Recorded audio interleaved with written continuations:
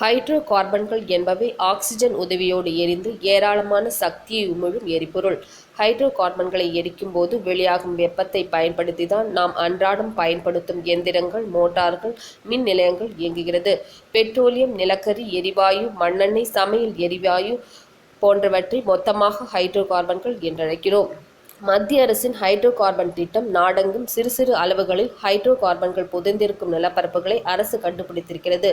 சிறிய அளவிலேயே இருப்பதாலும் தோண்டி எடுக்க நிறைய செலவாகும் என்பதாலும் அரசு அந்த பொறுப்பை தனியார் நிறுவனத்திடம் ஒப்படைத்திருக்கிறது. இந்தியாவில் மொத்தம் 31 நிலப்பகுதிகள் தேர்வு செய்யப்பட்டுள்ளது. இதில் தமிழகத்தில் புதுக்கோட்டையில் உள்ள நெடுவாசல் பகுதியும் மற்றும் காரைக்கால் பகுதியும் தேர்ந்தெடுக்கப்பட்டுள்ளது.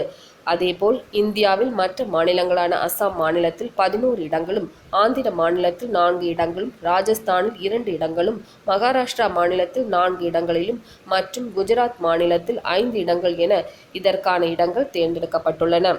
அடுத்து 15 ஆண்டுகளில் 40 மில்லியன் டன் எண்ணெய், 22 மில்லியன் கனமீட்டர் எரிவாயுவை தோண்டி எடுக்கும் ஒப்பந்தங்களை மத்திய அரசு வடிவமைத்திருக்கிறது.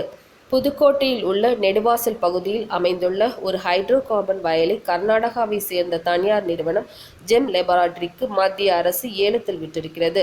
ஹைட்ரோ கார்பன்களில் ஒரு வகையான மீத்தேன் எடுப்பதற்கான திட்டம் தமிழ்நாட்டில் ரத்து செய்யப்பட்டு இருக்கும் சூழ்நிலையில் மீண்டும் எரிவாயு எடுக்கும் திட்டத்திற்கு மத்திய அரசு ஒப்பந்தம் அளித்துள்ளது. மத்திய அரசு ஏன் இந்த திட்டத்தை கொண்டு வந்துள்ளது? இந்தியாவில் எண்ணெய் மற்றும் எரிவாயு உற்பத்தி அதிகரிப்பதற்காக கொண்டுவரப்பட்டுள்ளது. எரிவாயு உற்பத்திக்கான முதலீட்டை அதிகப்படுத்துவதற்கு வேலை வாய்ப்பை அதிகரிக்கவும் வழிவகுக்கும். இதன் மூலம் எரிபொருளுக்கான விலை நிர்ணயம் செய்வதில் மாற்றங்கள் ஏற்படும். எரிபொருள் இறக்குமதி செய்வது கணிசமாக குறையும். ஏன் இந்த திட்டத்தை இயற்கை ஆர்வலர்கள், விவசாயிகள் எதிர்க்கிறார்கள்? விளைநிலம் பாழ்நிலம் ஆகும். நிலத்தடி நீர், நீர்நிலைகளும் அழிந்து போகும். உணவு பாதுகாப்பு கேள்விக்குறியாகும். செடி கொடிகள், மரம் மட்டைகள் மறைந்து போகும்.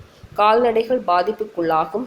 ஹைட்ரோ கார்பன் நச்சு பொருட்களால் பென்சிலின், பெட்ரோலியம் போன்றவற்றை சுவாசிப்பதனால் அல்லது புற்றுநோய் ஏற்படுவதற்கு வாய்ப்புகள் அதிகமாகும். மேலும் சிறுநீரகங்கள், மூளை, நரம்பு மண்டலம் பாதிக்கப்படும்.